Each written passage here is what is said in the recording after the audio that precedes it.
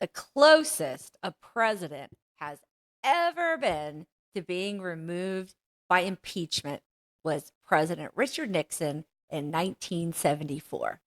He resigned before he was impeached, but the writing was on the wall.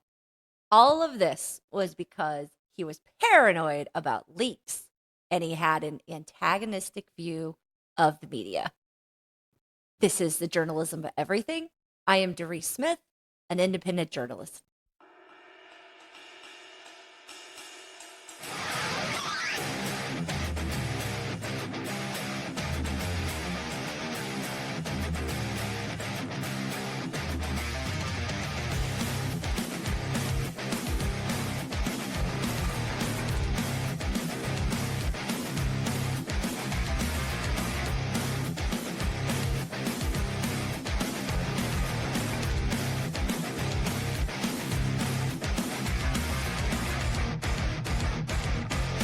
In June of 1972, Richard Nixon was way ahead of George McGovern in the polls, as high as 60% in some polls.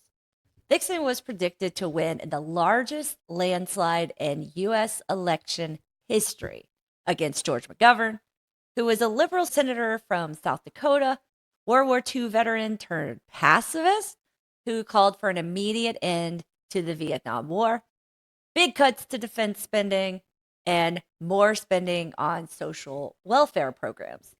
McGovern was for civil rights, an appeal to anti war protesters, and a growing number of progressives. At the time, Nixon had significant credibility when it came to foreign policy, especially with his historic visit to China in 1972, more productive discussions with the Soviet Union in reducing nuclear arms tensions, and at least in what your average Americans knew at the time, it appeared that Nixon was ending things in Vietnam, or at least trying to in a responsible way. This wasn't actually true in hindsight, but Americans didn't quite know this yet. Cue the Pentagon Papers, a 7,000-page investigative piece by the New York Times released in 1971 that showed that the American public, or showed to the American public, that their government, all the way back to Truman and Eisenhower, could not trust what the government said about Vietnam. The Pentagon Papers showed the American public that the government knew that things in Vietnam were not going well, yet continued to expand the war effort, resulting in the loss of hundreds of thousands of American young men and women. Nixon wasn't too concerned at first, since these dealings were mostly from the previous Democrat presidents, LBJ and JFK mostly. Step in Henry Kissinger, National Security Advisor. Kissinger convinced Nixon that this was a bigger issue, that he needed to control these kinds of leaks now, get control of classified information so that he could control the information about his own administration. Nixon had expanded the Vietnam War in himself into Cambodia and Laos, something the American public did not know the extent of. Attorney General John Mitchell filed a restraining order against the New York Times to stop the publishing of the papers, and the Washington Post decided to publish them instead. The case went all the way to the Supreme Court, who ruled against Nixon and allowed for the release of the Pentagon Papers. After his loss on the Supreme Court, Nixon ordered the creation of the Plumbers, a group of men whose sole job was to prevent leaks by any means possible. And Nixon meant it. Any means possible. Nixon had tried to delay Vietnam peace talks in 1968 when LBJ was president and he was running for president. Anna Chennault was a well-connected political ally who reached out to the Vietnamese government on Nixon's behalf to delay the peace talks. The concern was that if LBJ got credit for peace in Vietnam, the Democrats, not Nixon, would win the presidential election. Nixon wanted credit for ending the Vietnam War, not LBJ. Nixon was paranoid that a well-known investigative journalist, Daniel Ellsberg, was going to leak the story. So the plumbers hatched a plan to target his psychiatrist, Lewis Fielding. Former CIA agent E. Howard Hunt and former FBI operative G. Gordon Liddy enlisted Cuban collaborators from the Bay of Pigs to stage a burglary to look for Ellsberg's medical records. It was a total debacle, and they left the place a mess after damaging his safe. They found no evidence in his medical records with which they could blackmail him, so they moved on and planned on drugging Ellsberg with LSD at a Washington gala. Fortunately, the White House approved this plan too late, and it didn't happen. But it was in the works. There was also this idea that they would disguise the Cubans as firefighters and firebomb Ellsberg's office, but that was nixed as too expensive. Not irrational, too expensive. After the Ellsberg burglary and some other staged anti-leak antics, the plumbers decided to break into the DNC headquarters, as in Democratic National Committee, to plant recording devices so they could gather information for blackmail and stay ahead for the upcoming election.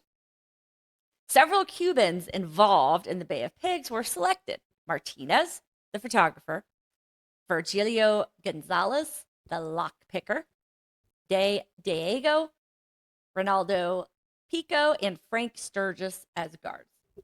Pico and Diego were eventually dropped because they ran out of walkie-talkies. These guys were either not professionals or intentionally incompetent. There are a lot of conspiracy theories surrounding that. The Cuban burglars were caught on June 17th, but they actually attempted several other break-ins previously, some successful and some not. On May 26th, the plumbers attempted a break-in when Hunt and 7 others posed as executives in a banquet room located beneath the Watergate office building that was connected to the office's stairwell. Unfortunately for the effort, Hunt and Martinez became stuck overnight in a closet because they were unable to pick the lock. At the same time, Liddy and the Cubans tried to bug George McGovern's D.C. campaign headquarters, but they could not break in because a volunteer stayed too late. On May 27th, the next day, the group could not break into the DNC offices because Gonzalez didn't have the proper tools for the office door. Finally, on May 28th, Gonzalez and Sturgis broke into the DNC office via the garage. Though they did not find the files that they were seeking about Democratic contributions to the Cubans, they did bug the office and end up recording many sexual conversations of the secretaries working there. Maybe not with their intent, but they still got some dirt. One key to May 28th, though, is that Sturgis and Gonzalez had used tape to cover the latches to prevent the doors from locking. That way they could come back without having to continue to pick locks. And obviously that had been a problem. On the night of June 17th, McCord had taped the doors, but he had taped them horizontally. A big mistake because the tape could be seen in plain sight. McCord left for their Howard Johnson listening post since a lone DNC staffer, Bruce Givner, remained to call his friends. Around 12:45, Givner finally left and security guard Frank Willis began his shift. Around 1 a.m., Willis noticed the tape and removed it. This was big because the burglars, even though they knew that the tape had been removed, decided to proceed with the burglary. They repicked and taped the door, and around 1:50 a.m., security guard Willis returned, discovered the new tape, and called the police. Metropolitan police officers were dispatched and even spotted by their spotter, Baldwin, but he didn't report them until they started sweeping the 8th floor. Hunt ignored Baldwin's warning about the police coming, and they continued to install the bug disguised as a smoke detector. Shocker, McCord and 4 others had to surrender. They were busted, and Hunt and Liddy escaped their listening post from another room, but left behind all kinds of evidence. These guys were CIA and FBI professionals, and they, again, it was kind of a comedy of errors. At the time, this was seen as a limited political interference event with no real evidence connecting Nixon to the break-in. It is possible that Nixon would not have ever been connected to the Watergate break-ins, except that his growing paranoia took over and he went to great and often ridiculous lengths to obstruct justice. The cover-up for the break-in and everything surrounded it started right away, with incriminating files being taken out of the White House safe and thrown into the Potomac River. Then others were burned at McCord's home. On June 22nd, Nixon publicly denied any connection, though, of course, it would come out through investigative journalism by Bob Woodward and Carl Bernstein of the Washington Post that Nixon was not only deeply involved with the Watergate scandal, but also all kinds of other attempts at cover-ups, hiding information, and intimidation of anyone threatening to leak. They say the only way to do that is the White House instruction, and that it's got to be in Helms and what's his name? Walters. And the proposal would be that Erwin and I call in. All right, fine. And say, how do you call them in? Well, we protected Helms from one hell of a lot of things. That's what everything starts. This is Hunt. That'll uncover a lot of. We just feel that this would be very detrimental to have this thing going further. This involves the Cubans and Hunt and a lot of hanky-panky that we have nothing to do with ourselves. In November 1972, Nixon beat McGovern by a landslide and was inaugurated into his second term in January 1973. He continued to deny that he had any involvement in the Watergate scandal, even though Hunt had eventually admitted that he was former CIA and that 4 Cuban nationals, remember back then, all Cubans were communists, had been involved. So that was suspicious. These small details are actually what tipped off Woodward and Bernstein. Why do I think of Gilmore Girls when I hear those 2 names together? And they led them to digging in even more. Why did Nixon get busted? Nixon didn't necessarily get in trouble because of the Watergate break-in. He got in trouble because he went to great lengths to cover it up. A whole lot of things happened in a short amount of time, so try to keep up. I barely can. Right after the burglars tied to the Nixon campaign were arrested, the cover-up began, and unfortunately, the cover-up was discussed in the Oval Office, where Nixon recorded every single conversation. And this was unusual. Before, presidents recorded some things in the Oval Office, but not everything. Nixon recorded everything. This becomes very important later. Between June 18th and June 23rd, Nixon and his chief of staff, H.R. Haldeman, discussed their cover-up strategy, and Nixon orders the CIA to tell the FBI to back off the investigation. From June to August 1972, Nixon aides arranged hush money, cash payments as in non-traceable to all of the burglars. The goal was to keep them quiet from implicating Nixon and his staff to the burglary. Nixon orchestrated hundreds of thousands of dollars in today's money to the burglars, especially James McCord, a former longtime CIA operative in charge of the security of the Watergate operation. McCord was paid the most because he was most likely to talk, and he did. During his reelection campaign, though, Nixon's official line was that this was a third-rate burglary and he had nothing to do with it. And people believed him. By 1973, after immense pressure from investigative journalists and other investigators, the defendants began to talk. And the judge in the case, Judge Darisse, started to grow suspicious of political pressure.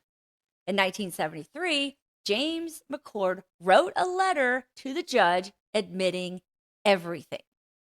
He wrote that some of the defendants had lied, that they were being pressured to protect the higher-ups, and that they had been paid hush money. Everything. The next month, Nixon's closest advisors, H.R. Haldeman and John Ehrlichman, resigned, and White House counsel John Dean, realizing that he was in big trouble, he started to cooperate with the investigation.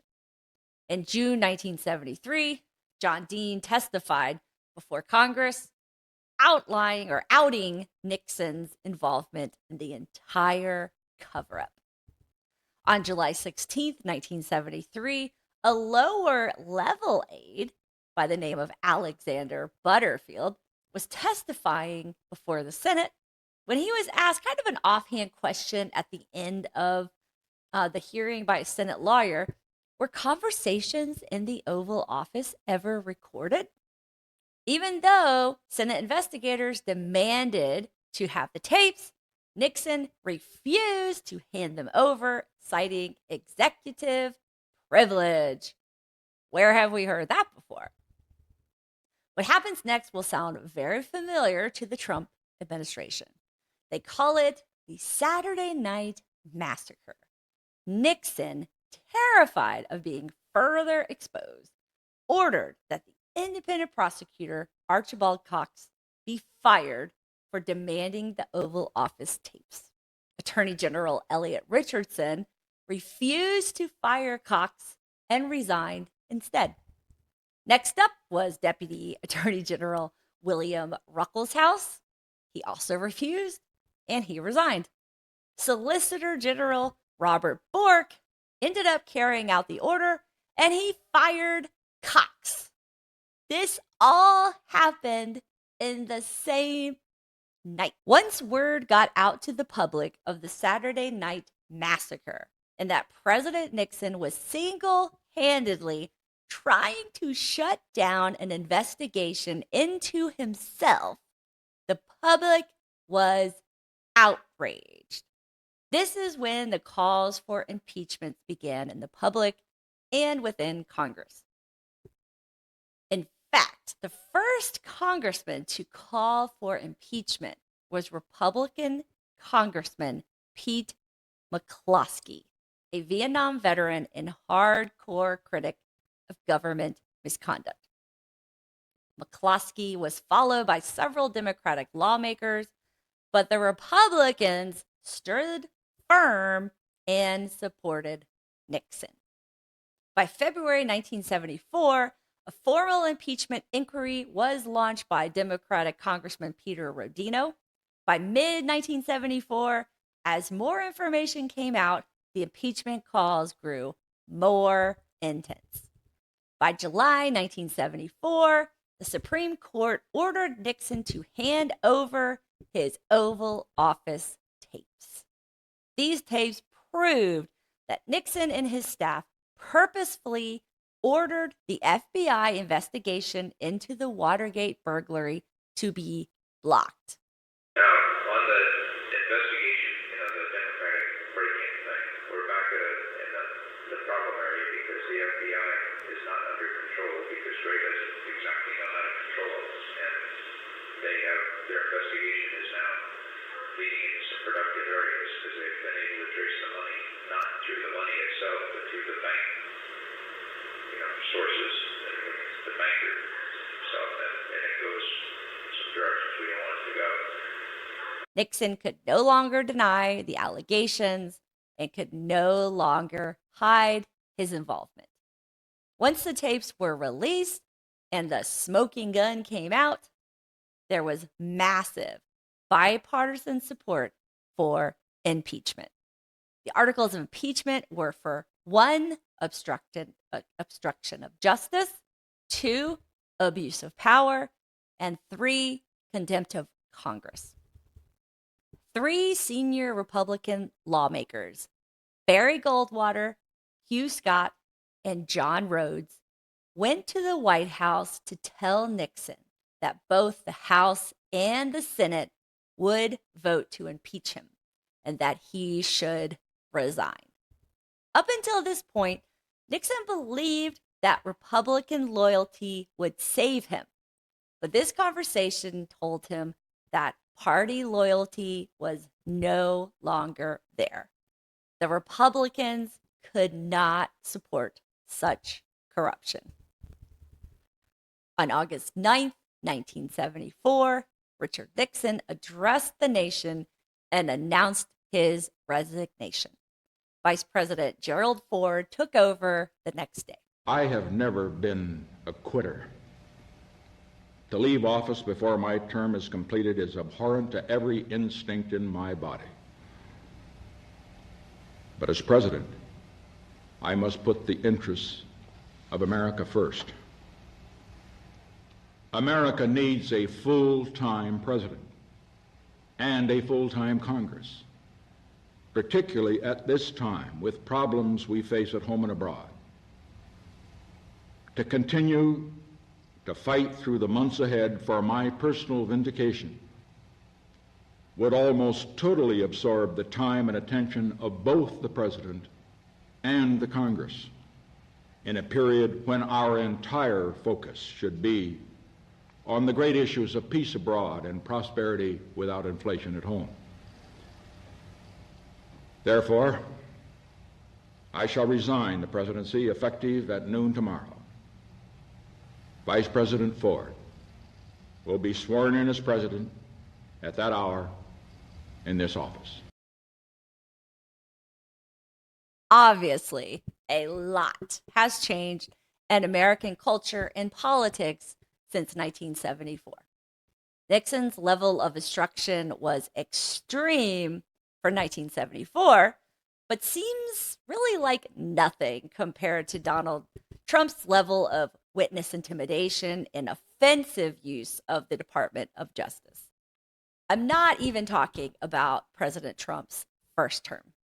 The way Trump has used the DOJ to go after his political opponents, even firing loyalist Pam Bondi because she wasn't successful enough in going after his opponents, should be proof enough for impeachment or forced resignation. Often, though, Trump's behaviors are excused as Trump being Trump, as if his actions as President of the United States shouldn't be seen as being serious.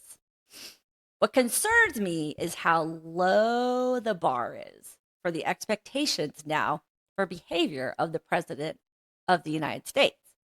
Once Trump is out of office, will succeeding presidents get away with more abhorrent behavior?